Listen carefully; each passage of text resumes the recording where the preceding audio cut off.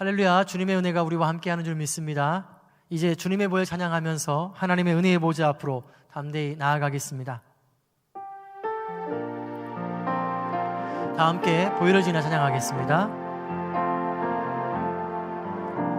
보혈을 지나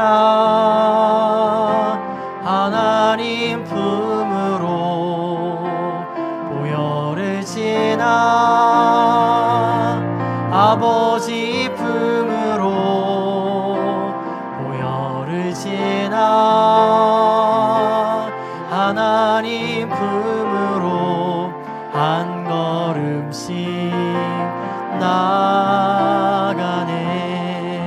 보혈을 지나, 보혈을 지나 하나님 품으로, 보혈을 지나 아버지 품으로, 보혈을 지나 하나님 품으로 한 걸음씩 나아가네. 존귀한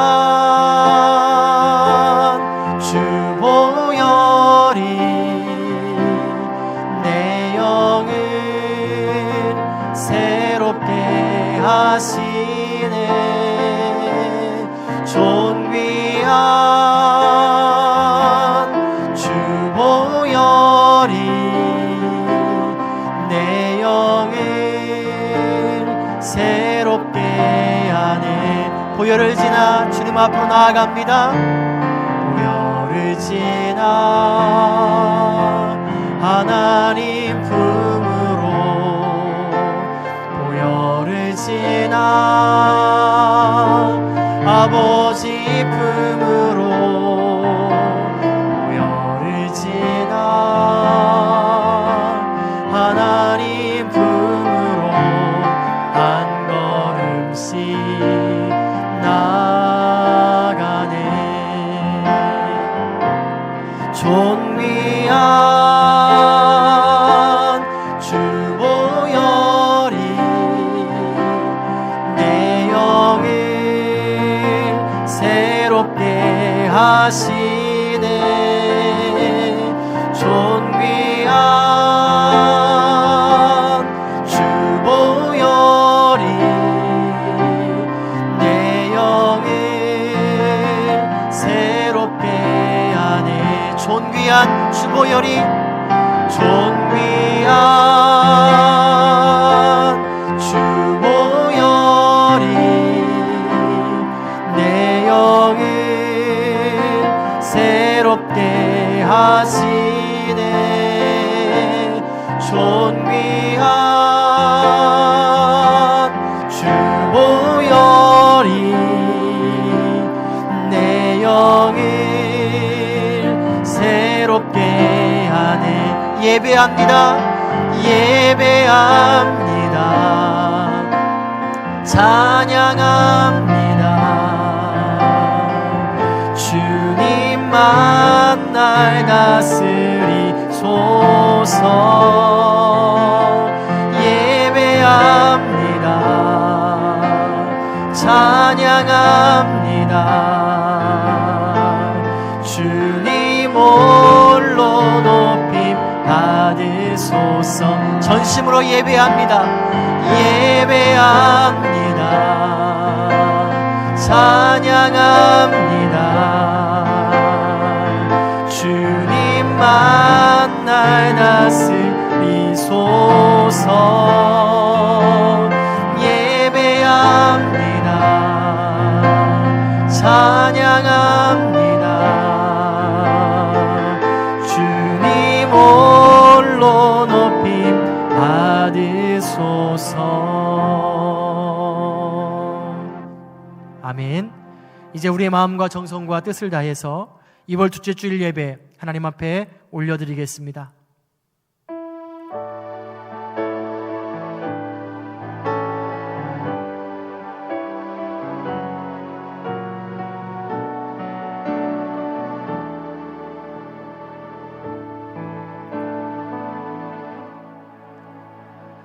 너는 알지 못하였느냐? 듣지 못하였느냐?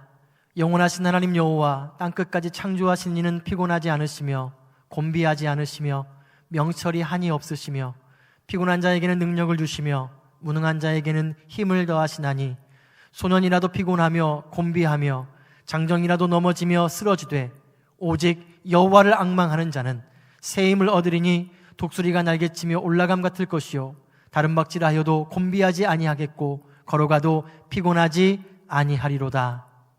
우리의 산성과 요새 되신 하나님 아버지, 지난 한 주간도 저희들을 주님의 품 안에 거하게 하시며 우리의 몸과 마음을 눈동자처럼 지켜주심에 감사를 드립니다. 주님께 큰 사랑받은 저희들이 거룩한 주일을 맞이해서 성삼위 하나님께 영과 진리로 예배하오니 우리의 예배를 받아 주옵소서. 아픔과 고난 가운데 있는 성도들을 위로해 주시고 살아계신 하나님께 소망을 두게 하여 주셔서 이 고난을 넉넉히 이기게 하여 주옵소서. 우리의 마음에 정직한 영을 새롭게 하여 주시고 예배의 감격과 기쁨이 회복되어지게 하여 주옵소서. 절망 대신에 소망을, 슬픔 대신에 기쁨을 붙잡게 하여 주옵소서. 우리의 영원한 생명과 소망 되시는 예수 그리스도의 이름으로 기원하옵나이다. 아멘. 다 함께 찬송가 280장 찬송하시겠습니다.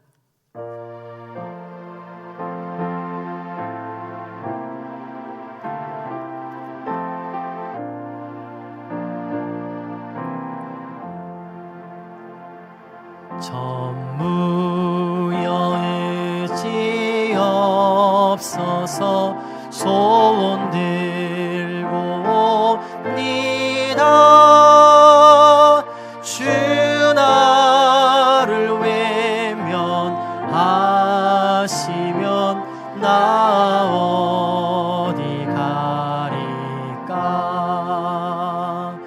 내 죄를 씻기 위하여 피 흘려 주시니 곧 회개하는 마음으로 주 앞에 옵니다. 처음부터 계신 주께서 영 죽을 죄인을 보혈로 구해 주시니 그 사랑하노네. 내 죄를 씻기 위하여 피 흘려 주시니 곧 회개하는 마음으로 주 앞에 옵니다. 나 예수지 함으로 큰 권능 받아서 주님께 구한 모든 것 늘 얻겠습니다.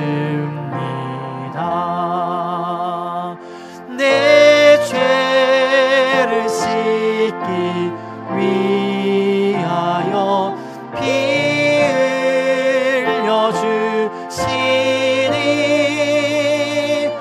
곧 회개하는 마음으로 주 앞에 옵니다. 아멘. 이 시간에는 지난 한 주간을 돌아보면서 하나님께 우리의 죄들을 고백하는 시간을 갖겠습니다. 하나님의 사죄의 은혜를 간구하면서 침묵 가운데에 함께 기도하겠습니다.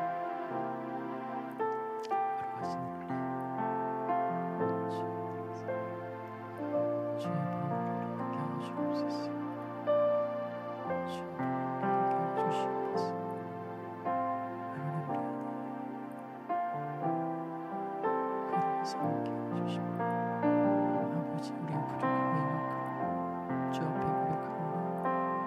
하나님 용서하여 주옵소서. 하나님 용서하여 주옵소서.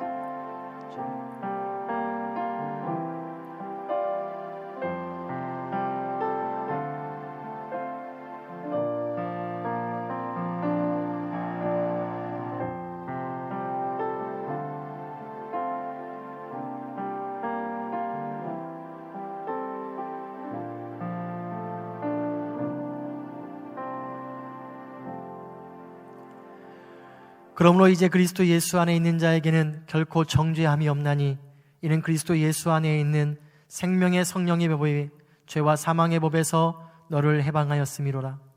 이제 여러분이 고백한 모든 죄마다 예수 그리스도의 보혈의 능력으로 깨끗게 된 줄로 믿습니다. 우리 사도신경으로 우리의 신앙 하나님 앞에 고백하겠습니다. 전능하사 천지를 만드신 하나님 아버지를 내가 믿사오며 그 외아들 우리 주 예수 그리스도를 믿사오니 이는 성령으로 잉태하사 동정녀 마리아에게 나시고 본디오 빌라도에게 고난을 받으사 십자가에 못 박혀 죽으시고 장사한 지 사흘 만에 죽은 자 가운데서 다시 살아나시며 하늘에 오르사 전능하신 하나님 우편에 앉아 계시다가 저리로서 산자와 죽은 자를 심판하러 오시리라. 성령을 믿사오며 거룩한 공회와 성도가 서로 교통하는 것과 죄를 사하여 주시는 것과 몸이 다시 사는 것과 영원히 사는 것을 믿사옵나이다. 아멘. 할렐루야. 하나님 앞에 귀한 찬양 올리기를 원합니다. 우리의 삶의 날마다 하나님의 성령의 충만함, 기름 부으심이 넘쳐나기를 원합니다. 우리 그 마음 가지고 하나님 앞에 함께 찬양하기를 원합니다. 우리 찬양하겠습니다.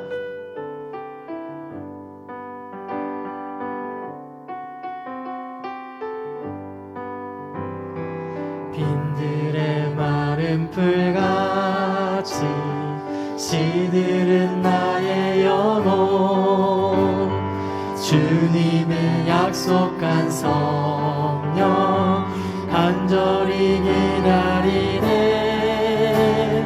가물음에 마른 땅에 단비를 내리시는 성령의 단비를 부어 새 생명 주옵소서. 반가운 빗소리 들려 산천이 춤을 추네. 봄비로 내리는 성령 내게도 주옵소서. 가물음에 마른 땅에 단비를 내리시는 성령의 단비를 부어 새 생명 주옵소서.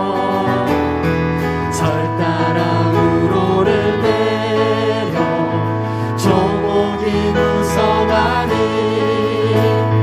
갈급한 내 심령 위에 성령을 부으소서. 아멘.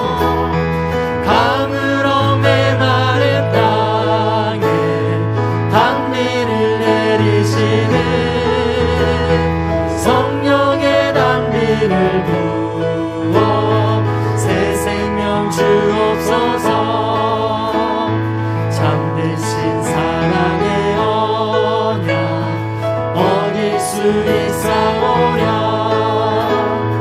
오늘의 흡족한 은혜 주실 줄 믿습니다. 가물음에 마른 땅에 단비를 내리시는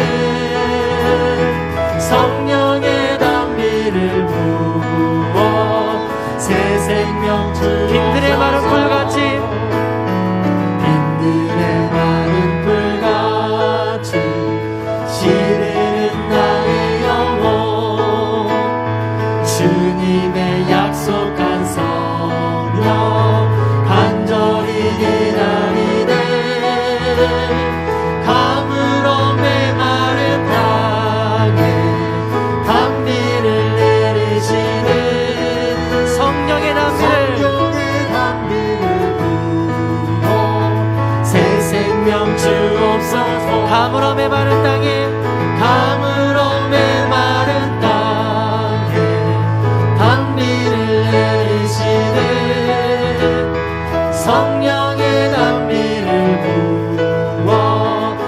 새 생명 주옵소서. 가물어 메마른 땅에 가물어 메마른 땅에 단비를 내리시네 성령의 단비를 부어 새 생명 주옵소서.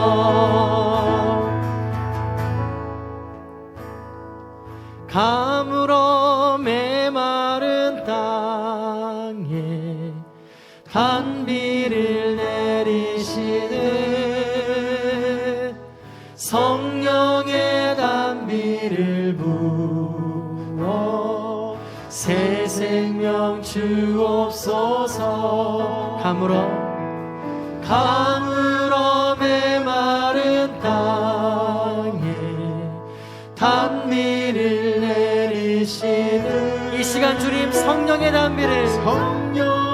단비를 부어 새 생명 주옵소서. 가물어 메마른 땅에 가물어 메마른 땅에 단비를 내리시는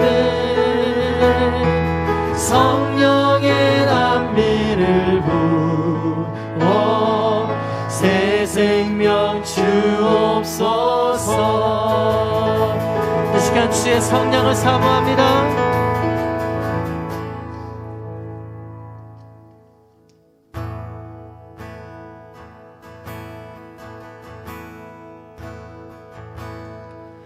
나 가나안 땅 귀한 성에 들어가려고 내 무거운 짐 벗어버렸네. 죄 중에 다시 방황할 일 전혀 없으니 저 생명 시냇가에 살겠네. 나 가나안 땅 귀한 성에 들어가려고 내 무거운 짐 벗어버렸네. 죄 중에 다시 방황할 일 전혀 없으니 저 생명 시냇가에 살겠네. 길이 살겠네. 길이 살겠네. 나 길이 살겠네. 저 생명 시냇가에 살겠네. 길이 살겠네. 나 길이 살겠네. 저 생명 시냇가에 살겠네. 그 불과 구름 기둥으로 불과 구름 기둥으로 인도하시니 나가는 길이 영원하겠네. 그 요단강을 내가 지금 건너누에는 저 생명 시냇가에 살겠네. 아멘. 나 길이 살리라. 길이 살겠네. 나 길이 살겠네. 저 생명 시냇가에 살겠네. 길이 살겠네. 나 길이 살겠네. 저 생명 시냇가에 살겠네. 내 주린 영원 만나로서 주린 영혼 만나로서 먹여주시니 그 양식 내게 생명 되겠네.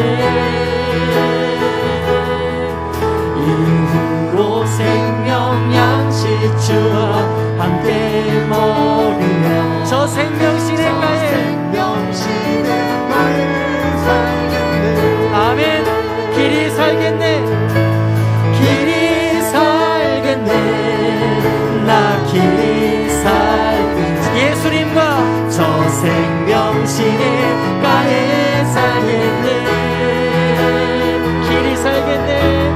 길이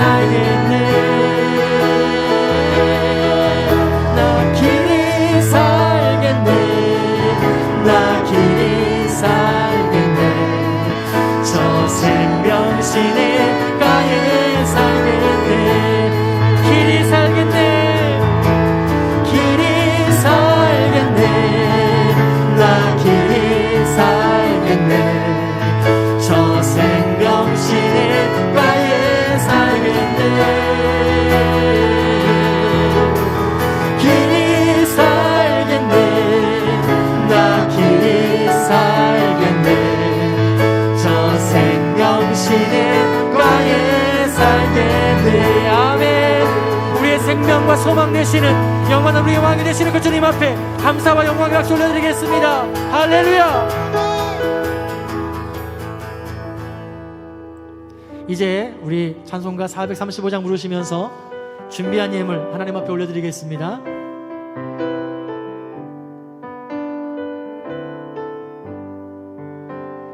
나의 영원하신 기여 생명보다 귀하다.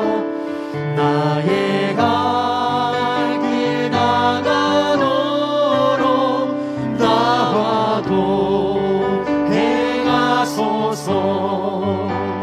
주께로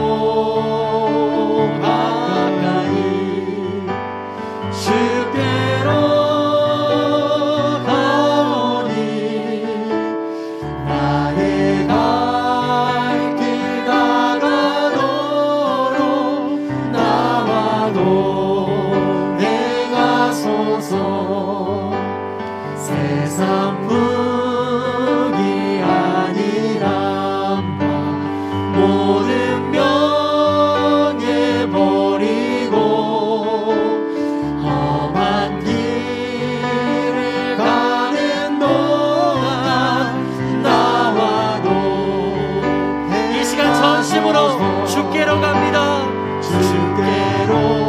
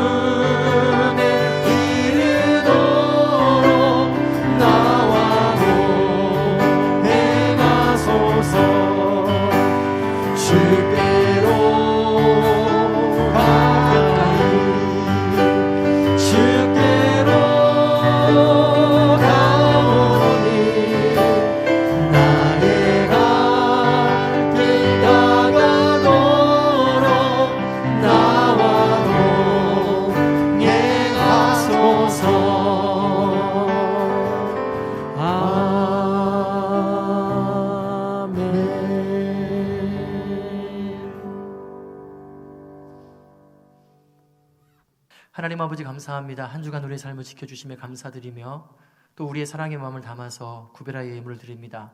하나님 예물 가운데에 함께하여 주시고 예물이 쓰이는 곳 가운데에 주의 향기 드러나게 하여 주시며 주의 복음이 증거되는 일 가운데에 귀하게 쓰이게 하여 주옵소서. 하나님 드려진 손길들을 기억하여 주시고 하나님 예물이 담긴 기도의 제목들도 응답하여 주셔서 우리의 삶에 살아계신 하나님, 우리의 삶 속에서 공급하시고 또 인도하시고 채우시는 하나님의 은혜를 경험케 하여 주옵소서. 가정마다, 직장마다, 사업장마다 하나님 친히 지켜주셔서 어려운 시대 가운데에 물질의 곰핍 가운데 살지 않게 하시고 하나님 주어진 일 가운데에 충성하고 또 우리 가운데에 자족할 수 있는 믿음도 허락하여 주옵소서. 무엇보다 우리의 삶에 하나님의 은혜와 평강이 넘쳐남으로 말미암아서 하나님 현실 가운데에 낙심하지 않게 하시고 이 어려운 상황 속에서도 하나님께 소망을 두고 나아가는 우리의 믿음의 삶이 될 수 있도록 하나님 축복하여 주옵소서. 우리 자녀들의 삶을 기억하여 주시고 축복하시고 인도하여 주셔서 이 시대 가운데 주님 앞에 쓰임받는 믿음의 아들, 딸들 될 수 있도록 축복하여 주옵소서. 감사드리며 거룩하신 예수 그리스도의 이름으로 축복하며 기도하옵나이다. 아멘. 이제 하나님 말씀 보겠습니다. 오늘 우리에게 주신 하나님의 말씀은 신약성경 빌립보서 1장 27절에서 30절까지 말씀입니다. 빌립보서 1장 27절에서 30절까지 말씀입니다. 신약 319쪽에 있습니다. 신약 319쪽 빌립보서 1장 27절에서 30절까지 말씀입니다. 제가 하나님의 말씀 봉독합니다. 오직 너희는 그리스도의 복음에 합당하게 생활하라. 이는 내가 너에게 가보나 떠나 있으나 너희가 한 마음으로 서서 한 뜻으로 복음의 신앙을 위하여 협력하는 것과 무슨 일에든지 대적하는 자들 때문에 두려워하지 아니하는 일을 듣고자 함이라. 이것이 그들에게는 멸망의 증거요 너희에게는 구원의 증거니 이는 하나님께로부터 난 것이라. 그리스도를 위하여 너희에게 은혜를 주신 것은 다만 그를 믿을 뿐 아니라 또한 그를 위하여 고난도 받게 하려 하심이라. 너희에게도 그와 같은 싸움이 있으니 너희가 내 안에서 본 바요 이제도 내 안에서 듣는 바니라. 아멘. 이 시간에는 복음에 합당한 삶이란 제목으로 하나님 말씀 전하겠습니다. 성경은 예수 그리스도를 구주로 믿고 그분을 따르는 우리들을 성도라고 합니다. 헬라어로는 하기오스라고 하는데요, 구별된 자, 거룩한 무리라는 뜻입니다. 우리는 흔히 어떤 외부적인 어려움을 당하면 위기라고 생각을 합니다. 경제가 어려우면 경제 위기라고 합니다. 정치가 어려우면 정치 위기라고 하고, 또 안보가 위협을 받으면 안보 위기라고 합니다. 그러나 성경이 말하는 위기는 교회가 세상과 구별이 없어지는 것입니다. 하나님의 거룩한 백성들이 세상 사람들과 똑같아지는 것입니다. 그리고 성도가 세상 가운데에서 이 구별됨, 거룩을 상실하는 것을 성경은 죄라고 말씀합니다. 마태복음 5장에서 예수님은 우리를 향해서 세상의 소금이다, 빛이다 라고 말씀을 하세요. 이게 무슨 뜻일까요? 우리가 하기오스, 구별된 자인데, 거룩한 무리인데 구별되게 살라는 것입니다. 거룩하게 살라는 것입니다. 그러면서 예수님은 우리가 이 구별됨, 이 거룩을 잃어버릴 때 어떤 일이 일어나는지를 말씀해 주셨어요. 마태복음 5장 13절 말씀입니다. 너희는 세상의 소금이니 소금이 만일 그 맛을 잃으면 무엇으로 짜게 하리요? 후에는 아무 쓸데없어 다만 밖에 벌어져 사람에게 밟힐 뿐이니라.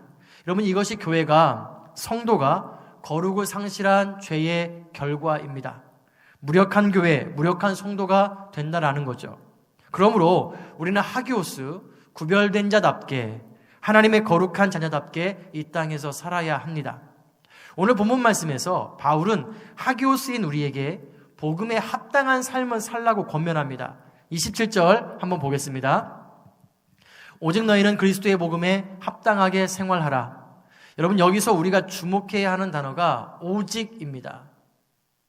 헬라어로 하나 또는 한 가지라는 뜻인데요, 이게 무슨 말이냐면 당신이 그리스도인이라면, 당신이 성도라면 무슨 일이 있어도 꼭 지켜야 하는 한 가지가 있습니다. 그게 뭐예요? 복음에 합당하게 생활을 하라. 기쁜 일이 있든 슬픈 일이 있든, 때로는 고난과 아픔이 있다 할지라도, 내 생각대로 내 인생이 풀리지 않는다 할지라도 그때에도 복음에 합당한 삶을 살라는 거죠.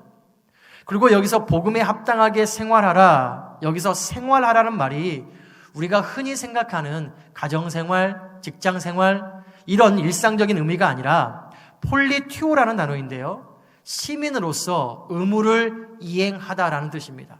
시민으로서 의무를 이행하다. 그 당시 바울은 로마 시민으로서 가지는 특권과 권리가 무엇인지 잘 알고 있었습니다.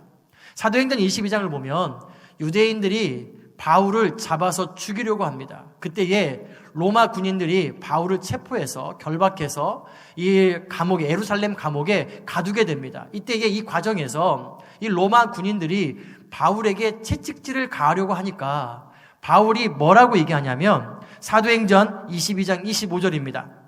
가죽줄로 바울을 매니 바울이 곁에 서 있는 백부장들로 이르되 너희가 로마 시민 된 자를 죄도 정하지 아니하고 채찍질할 수 있느냐 하니, 바울이 자신이 로마 시민임을 밝혀내죠. 이유는 뭐냐면 로마 시민으로서 가지는 특권과 권리가 있기 때문입니다. 그랬더니 백부장이 깜짝 놀라서 천부장에게 이 일을 보고합니다. 천부장이 하는 말을 들어보세요. 사도행전 22장 27절부터 28절입니다. 천부장이 와서 바울에게 말하되 내가 로마 시민이냐?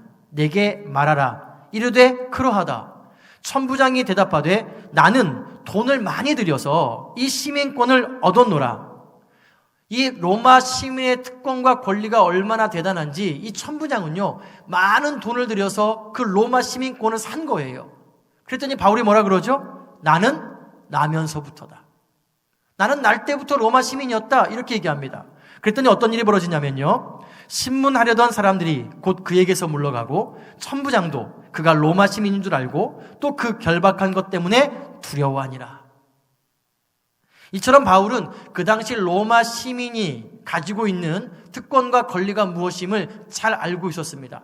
바울뿐만 아니라 이 빌립보 사람들도, 이 빌립보 교회 성도들도 아주 잘 알고 있었어요. 왜냐하면 이들도 로마 시민이었기 때문입니다. 그래서 본문 27절에서 지금 바울이 얘기하는 게 뭐냐면 너희들이 로마 시민으로서 로마 시민이 가지고 있는 특권과 권리가 무엇인지 잘 알고 있고 그것이 자랑인 양 삼고 살아가지만 그것을 자랑하지 말고 하늘의 시민 된 것을 자랑하고 내가 하늘의 시민권이 있음을 기억하고 하나님의 거룩한 자녀답게 시민답게 복음에 합당한 삶을 살아라 라고 말씀하고 있는 거예요.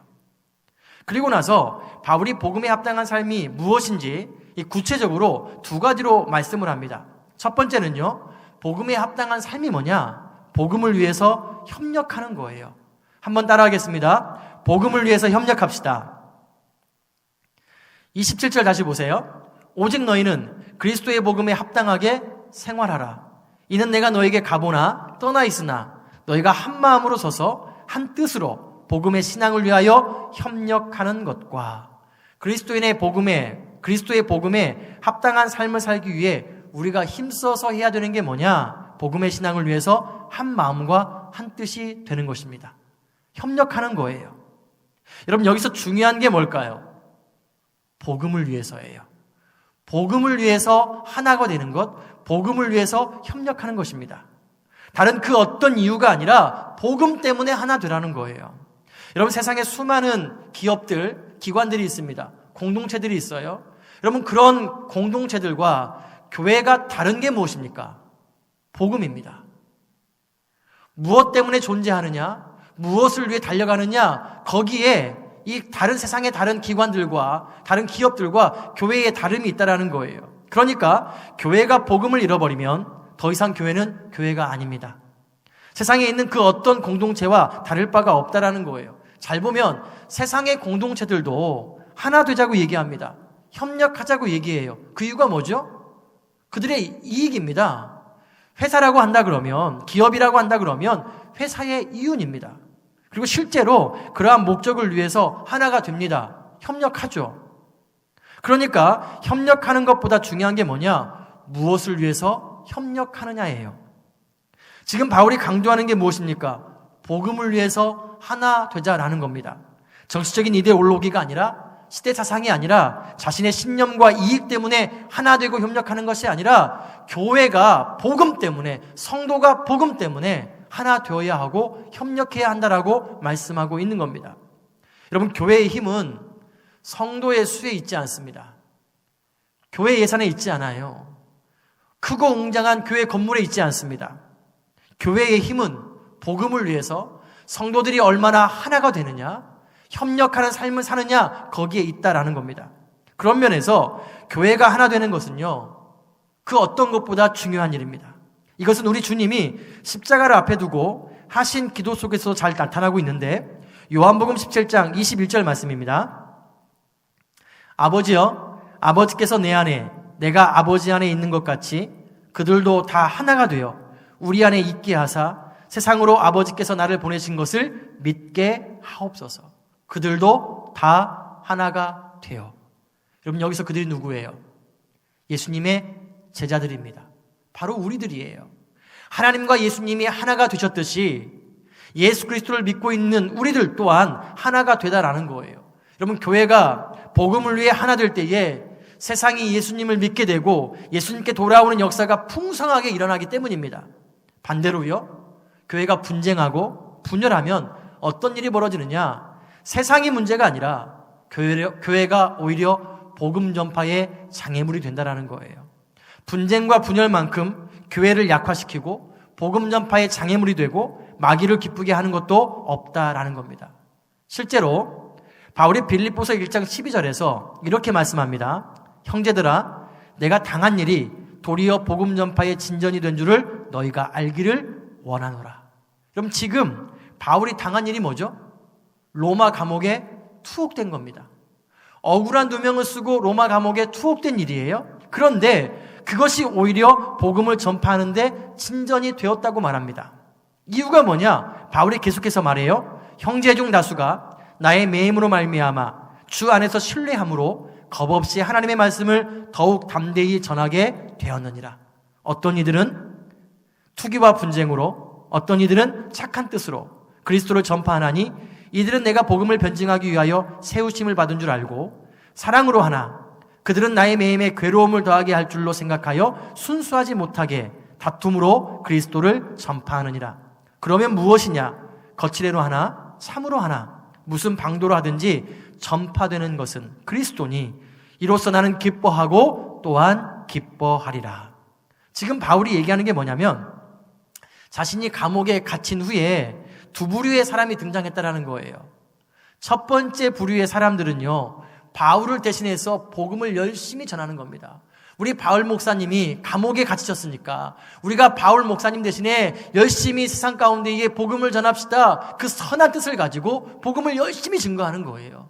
그런데 두 번째 부류의 사람들은요, 바울에게 괴로움을 더하게 하기 위해서 봐라, 네가 못한 거 우리가 할 수 있지, 너만 하는 거 아니지, 이런 마음을 가지고 지금을 복음 전하는 사람들이 있다라는 거예요. 그런데 여러분, 바울이 그 상황 가운데에서 뭐라고 결론 짓느냐? 나는 기뻐하고 또한 기뻐하리라. 저는 참 이게 이해가 안 돼요. 여러분, 인간적으로 본다 그러면 얼마나 속상할까요? 얼마나 서운할까요? 너희들이 어떻게 나한테 그럴 수 있어? 얼마나 화가 치밀어 오를까요? 그런데요, 바울은 기쁘대요. 기뻐하겠대요. 왜냐하면 나를 괴롭히고 나와 경쟁하는 사람들조차도 복음을 전하는 그 한 가지 공통점 때문에, 복음을 전한다는 그 공통점 때문에 나의 서운함을 내려놓고 나의 분노를 내려놓고 내가 기뻐할 수 있다고 얘기하는 겁니다. 지금 바울은 여러분 시시비비를 가리지 않습니다. 네가 오라, 내가 오라, 이런 거 하지 않아요. 그것보다 더 중요한 게 뭐라고요? 복음 때문에 하나 되는 것입니다. 복음 때문에 협력하는 거예요. 사랑하는 성도 여러분, 교회의 힘은 교회 예산에 있지 않습니다. 교회 건물에 있지 않아요. 복음을 위해서 하나 될 때에, 복음을 위해서 협력할 때에 하나님께서 우리 교회를 다시 회복해 주실 줄로 믿습니다. 그러므로 우리가 지금 해야 될 게 뭐냐면 복음을 위해서 협력하는 것입니다. 복음을 위해서 하나 되는 거예요. 그래서 복음을 위해 협력하고 교회의 하나됨을 위해서 힘쓰는 하나님의 거룩한 성도들 되기를 주의 이름으로 축복합니다. 그런가 하면 두 번째로 복음에 합당한 삶은요, 고난을 두려워하지 않는 겁니다. 한번 따라하겠습니다. 고난을 두려워하지 맙시다. 28절 보세요. 무슨 일에든지 대적하는 자들 때문에 두려워하지 아니하는 이 일을 듣고자 함이라. 이것이 그들에게는 멸망의 증거요 너희에게는 구원의 증거니 이는 하나님께로부터 난 것이라. 여러분, 우리가 복음에 합당하게 복음을 위해 살려고 마음 가운데에 결심하면 반드시 따라오는 게 있습니다. 그게 뭐냐? 무관심 내지는 반대나 박해입니다. 다시 말해서 우리가 믿음의 길을 가기로 작정하는 그 순간부터 고난이 따라온다라는 거예요. 그럴 수밖에 없는 게 세상은 본래 하나님을 미워하고 하나님과 원수가 되었기 때문입니다. 잘 보면 세상은요, 자기와 다른 것을 참아내지 못합니다. 심지어 자기와 다른 것이 좋은 거예요. 탁월한 거예요. 그런데도 나중에는 시기심이 생겨서 그것을 죽이고 무너뜨리는 쪽으로 흘러가더라는 겁니다. 가인과 아벨을 보세요. 가인이 형이고 아벨이 동생입니다. 아벨은 하나님을 잘 섬기는 사람이었어요. 그의 삶 가운데에 아무런 문제가 없습니다. 그런데 가인이 아벨을 죽여버렸어요. 이유가 무엇입니까? 자신과 달랐기 때문이에요. 아벨이 의로웠기 때문입니다. 아벨이 의로운 제사를 하나님께 드렸기 때문입니다. 이처럼 세상은 자기와 다른 것을 참아내지 못해요. 그렇다면 그리스도인들이 이 땅을 살면서 핍박을 당하는 이유는 분명합니다. 우리가 왜 핍박을 당하느냐? 다르기 때문이에요. 똑같은 세상 가운데 살아가지만 다른 신념을 가지고 다른 기준을 가지고 살아가기 때문에 세상 사람들은 그것을 볼 수가 없는 거예요. 참아낼 수가 없는 겁니다. 코로나 사태 이전에도 그런 면모가 많이 드러났지만 이번 코로나 사태를 겪으면서 교회에 대한 반감은요, 전과 비교할 수 없이 많이 드러나는 것 같아요. 여러분, 금요일 저녁에 상무지구를 한번 가보십시오. 술집마다 사람들이 얼마나 많은지 몰라요. 술집뿐만 아니라 카페에도, 식당에도 수많은 사람들이 있습니다. 하지만 이런 모습을 보고 사람들이 욕하지 않아요. 그런데 교회는 방역도 훨씬 철저하게 하고 거리두기도 더 철저하고 마스크도 잘 착용하고 모이지만 사람들이 이제는요, 대놓고 교회를 비난합니다. 이걸 설명할 수 있는 길은 한 가지밖에 없어요. 세상이 자기 사람이 아니기 때문에 교회를 반대하는 겁니다. 세상이 교회가 자기 편이 아니니까 이 교회를 박해하고 핍박하는 거예요. 이때 우리가 가져야 되는 태도가 뭐냐? 이 고난과 이 어려움을 당연하게 여기는 겁니다. 28절 다시 보세요. 무슨 일에든지 대적하는 자들 때문에 두려워하지 아니하는 일을 듣고자 함이라. 이것이 그들에게는 멸망의 증거요 너희에게는 구원의 증거니 이는 하나님께로부터 난 것이라. 지금 바울이 강조하는 게 뭐냐면 세상이 우리를 공격하고 박해할 때에 그것과 싸우지 말고 그것이 그들에게는 멸망의 증거라는 거예요. 그것이 우리에게는 구원의 증거라는 겁니다. 내가 지금 예수님을 잘 믿고 있는가? 어떻게 알 수 있다고요? 우리 안에 복음 때문에 당하는 고난이 있다라면, 우리 안에 예수 그리스도 때문에 당하는 그 핍박이 있다라면 그것이 바로 구원의 증거, 우리가 예수 그리스도를 잘 믿고 있는 증거라는 것입니다. 예수님도 마태복음에서 제자들에게 동일한 말씀하셨어요. 나로 말미암아 너희를 욕하고 박해하고 거짓으로 너희를 거슬러 모든 악한 말을 할 때에는 너희에게 복이 있나니 기뻐하고 즐거워하라. 주님을 위해, 복음을 위해 살 때 반드시 찾아오는 고난이 있는데 이것을 이상하게 여기지 말고 오히려, 아니 더 적극적으로 내가 주님께 속해 있고 우리 주님께서 나에게 구원을 주신 증거라는 사실로 허리를 동이고 용기를 내라는 거예요. 여러분, 히브리서를 보면 다른 서신들과 뚜렷이 구별되는 특이점이 있습니다. 다른 바울이 쓴 로마서, 고린도 전후서, 갈라디아서, 베드로 전후서, 야고보서 이런 서신들과 구별되는 뚜렷한 차이점이 있어요. 그게 뭐냐면 인사말이 없어요. 누가 누구에게 편지를 씁니다. 하나님의 은혜와 평강이 너희에게 있기를 원합니다. 이런 최소한의 인사말이 없습니다. 히브리서 1장은요, 곧바로 본론으로 시작합니다. 히브리서 1장 1절부터 2절 보세요. 옛적의 선지자들을 통하여 여러 부분과 여러 모양으로 우리 조상들에게 말씀하신 하나님이 이 모든 날 마지막에는 아들을 통하여 우리에게 말씀하셨으니 이 아들을 만유의 상속자로 세우시고 또 그로 말미암아 모든 세계를 지으셨느니라. 보세요. 인사말이 없어요. 그렇다면 히브리서 기자는 인사말도 없이 왜 곧바로 본론을 썼을까요? 인사말 쓸 시간이 없는 거예요. 지금 마음이 너무 급한 겁니다. 그러니까 우리가 히브리서 1장 1절과 2절을 이해하려면 히브리서가 쓰여진 그 당시의 배경을 좀 아는 게 필요해요. 일반적으로 히브리서가 쓰여진 배경을 주후 64년에 있었던 로마의 대화재로 봅니다. 주후 64년에 로마에 큰 화재가 있었어요. 이 화재가 얼마나 컸는지 9일 동안 불이 꺼지지 않았어요. 무슨 말이냐면 그 당시에 이 사람들의 힘으로 그 불을 끌 수가 없었다라는 거예요. 그냥 다 탈 때까지, 다 타고 자연스럽게 불이 끝날 때까지 기다릴 수밖에 없었던 거예요. 그게 9일이었습니다. 이 일로 인해서 로마 시내에 100만 명이라는 사람이 살았는데 20만 명 이상이요, 하루아침에 노숙자로 전락합니다. 로마 시내가 14개의 구역으로 구분되어 있는데 이 14개의 구역 가운데에 10개의 구역이 불에 다 타버립니다. 끔찍한 화재였어요. 그러다가 사람들 사이에 이상한 소문이 돌기 시작하는 거예요. 이 화재의 원인이 누구냐? 이 화재가 어떻게 생겼느냐? 소문이 돌기를 로마의 황제인 이 네로가 방화했다. 이 네로 황제가 스스로 불을 냈다. 이렇게 소문이 돌기 시작하는 거예요. 이유가 뭐냐? 이 네로 황제가요, 자신이 황제로 즉위하는 그 순간부터 이 로마를 새로운 도시를 만들고 싶어 했어요. 그때까지 로마가 뭐 수십 년 동안, 수백 년 동안 전쟁이 없었기 때문에 이 집들이 다 옛날 집인 거예요. 이게 낡은 거예요.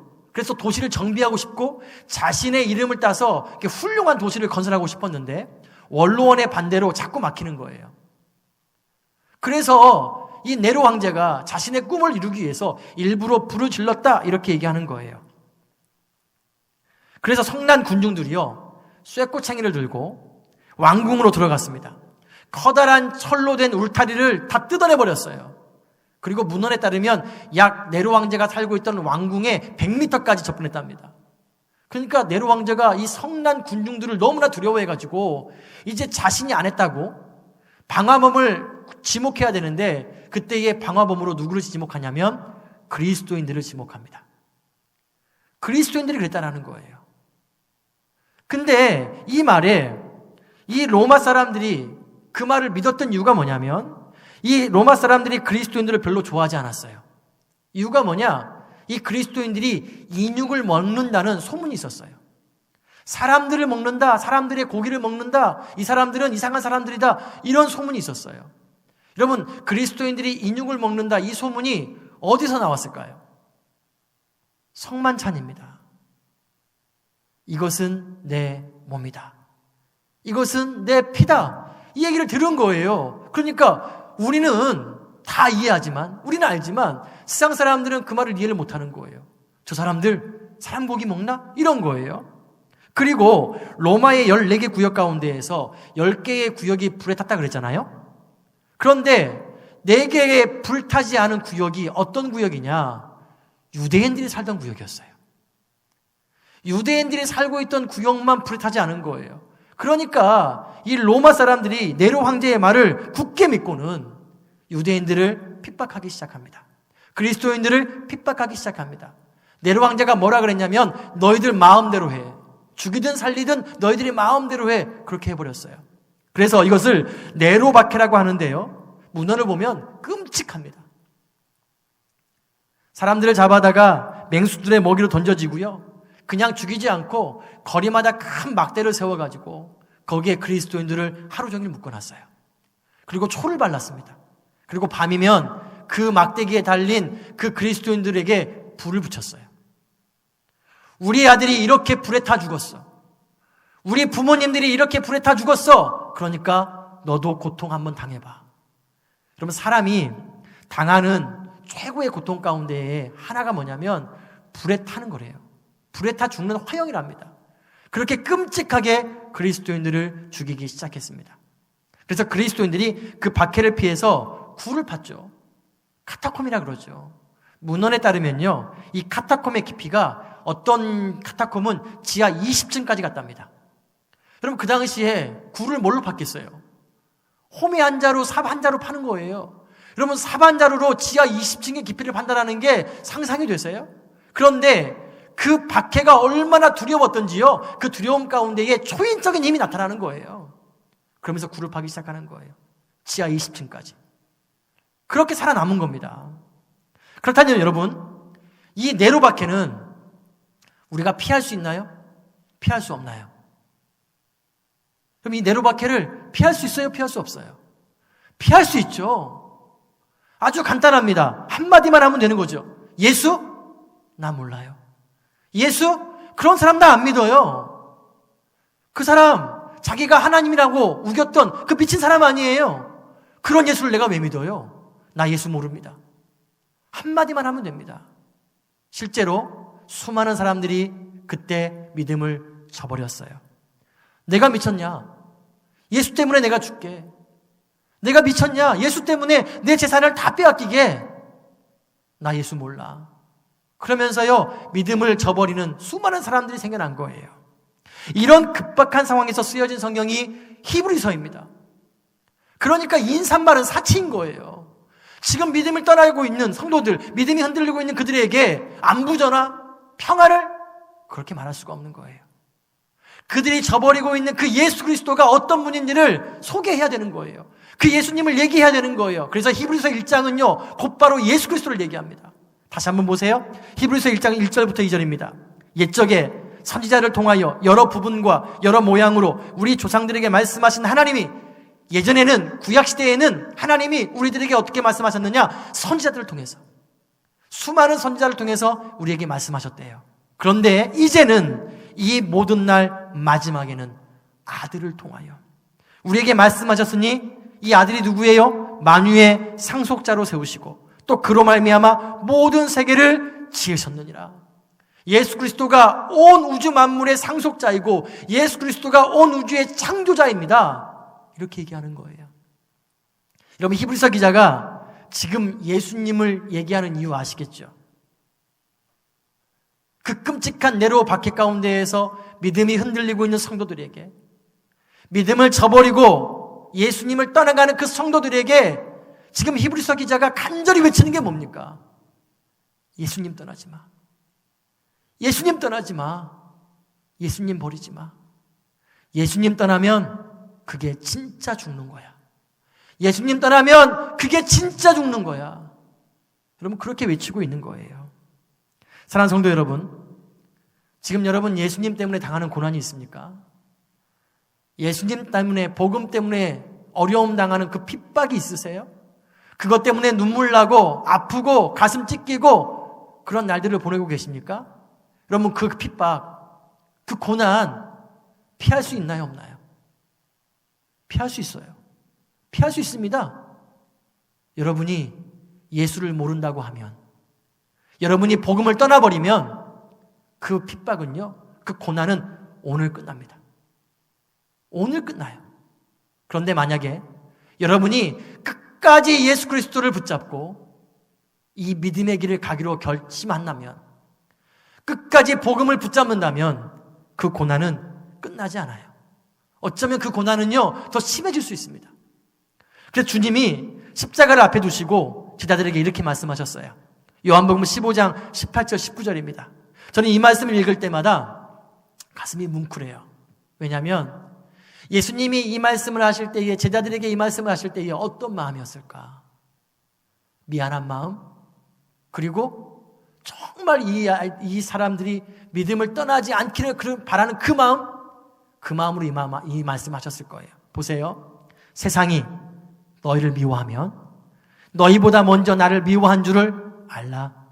너희가 세상에 속하였으면 세상이 자기의 것을 사랑할 것이나 너희는 세상에 속한 자가 아니요 도리어 내가 너희를 세상에서 택하였기 때문에 세상이 너희를 미워하느니라. 너희가 세상 가운데에 그대로 있었으면 너희들 그런 고난 당하지 않아도 돼. 그런 핍박 당하지 않아도 돼. 그런데 내가 너희들을 택하여서 불러서, 세상에서 불러서 지금 너희들 이 고난 당하는 거야. 앞으로 고난 당할 거야. 이 얘기하는 거예요. 그럼 마귀가 원래 누구를 공격했죠? 예수님을 공격했어요. 그런데 이제 예수님이 없잖아요. 예수님을 공격할 수 없잖아요. 그래서 타겟을 바꾸었습니다. 예수님 대신에 예수님이 사랑하는 교회를 공격하기 시작했어요. 예수님의 눈길이 머무는 성도들을 향해서 그 핍박을 가하기 시작했어요.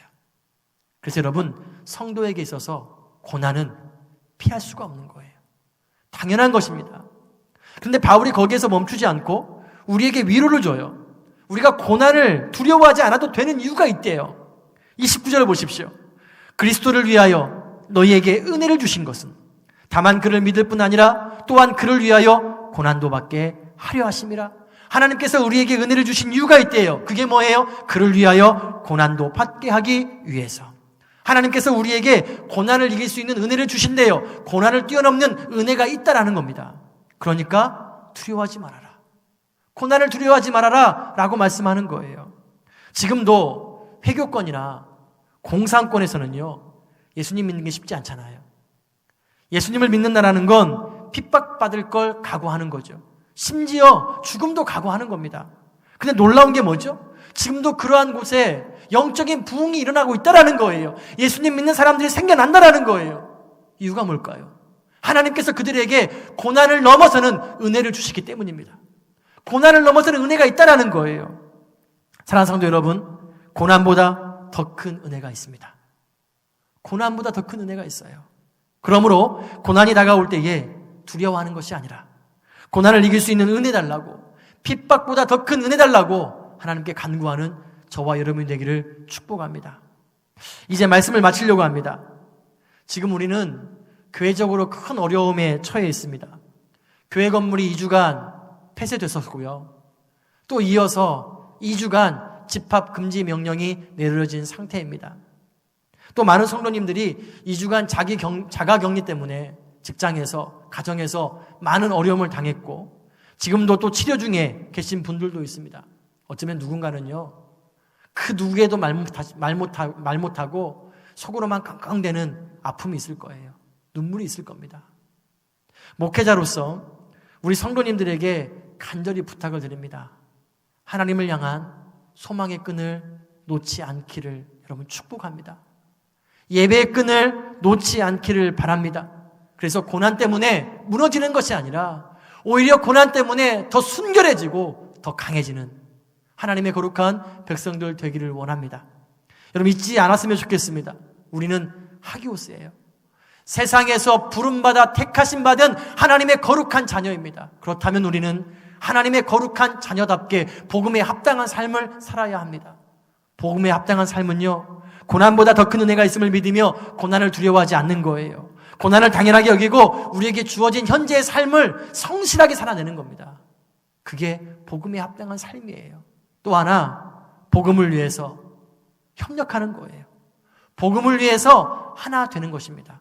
시시비비 가리는 것이 아니라 사도 바울처럼 지금 중요한 것은, 그 어떤 것보다 중요한 것은 복음 때문에 하나 되는 것이기 때문에 우리가 그 일 가운데에 한마음 되어서 하나님의 은혜를 간구하며 기도하며 나아가는 저와 여러분 될 수 있기를 주의 이름으로 축복합니다. 기도하겠습니다. 하나님 아버지 감사합니다. 하나님 오늘 말씀을 통해서 복음에 합당한 삶이 무엇인지 우리를 하여금 깨닫게 해주시고 말씀하여 주시니 하나님 감사합니다. 하나님 우리가 복음에 합당한 자의 삶을 살아가기를 원합니다. 우리에게 주어지는 고난이 있을 때에 그것을 당연하게 여기고 하나님 고난 가운데에 위축되고 하나님 뒷걸음질 치는 것이 아니라 고난 때문에 오히려 더욱더 순결해지고 더욱더 강해지는 우리가 되게 하여 주옵소서. 또한 복음 때문에 협력하고 하나 되기를 원합니다. 하나님 교회가 어려움 가운데 있습니다. 성도님 가운데에 어려움에 처한 성도님들이 있습니다. 하나님 고난보다 더 큰 은혜를 주셔서 하나님 위로하여 주셔서 하나님 찾아가 주셔서 세임 주셔서 우리가 이 고난을 이겨서고 하나님 더욱더 순결한 모습으로 더 강해진 모습으로 하나님께 나아오는 우리 모두가 되게 하여 주옵소서. 그리고 이 복음에 합당한 삶을 통해서 하나님께 영광 올려드리는 우리 모두가 되게 하여 주옵소서. 감사드리며 거룩하신 예수 그리스도의 이름으로 기도하옵나이다. 아멘. 이제는 우리 주님 예수 그리스도의 은혜와 하나님 아버지의 그 크신 사랑하심과 성령님의 대주기통 충만하심이 오늘 말씀을 따라서 복음에 합당한 삶을 살아 하나님께 영광 올려드리길 소원하는 사랑하는 우리 안도에게 모든 성도님들과 그들의 가정과 자녀들과 살아가시는 삶의 모든 영역 위에 이제부터 영원토록 함께 하시기를 간절히 축원하옵나이다. 아멘.